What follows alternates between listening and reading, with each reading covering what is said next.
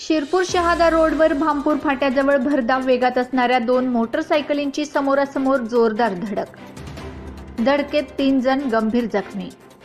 शिरपूर शहादा रस्त्यावर भामपूर फाट्यावर दिनांक 9 फेब्रुवारी रोजी सायंकाळी दोन दुचाकी समोरासमोर एकमेकांवर जोरदार धडकल्याने अपघात झालाय।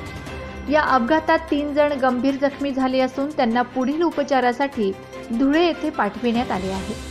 या अपघात प्रकरणी शिरपूर उपजिल्हा रुग्णालयातील वॉर्ड बॉय गणेश बडवाल यांनी शहर पोलीस ठाण्यात खबर दिल्यावरून मोटार वाहन अपघात नोंद करण्यात आली आहे।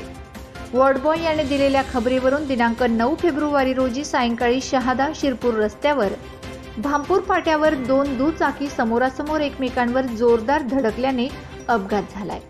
त्यात ज्ञानसिंग कानसिंग पावरा वय 30, राजू तुला पावरा वय 30 दोघेही राहणार कुंड्यापाणी तालुका चोपडा आणि अनिल उमाजी गुणेवाडे वय 30 राहणार नरवाड तालुका जिल्हा धुळे हे गंभीर जखमी झाले आहेत। त्यांना जखमी अवस्थेत खुणसिंग पावरा यांनी उपजिल्हा रुग्णालयात दाखल केले। पुढील उपचारासाठी धुळे येथे पाठविण्यात आले आहे। या प्रकरणी शहर पोलीस ठाण्यात अपघात नोंद करण्यात आली आहे। माझा खानदेश न्यूज ब्युरो शिरपूर।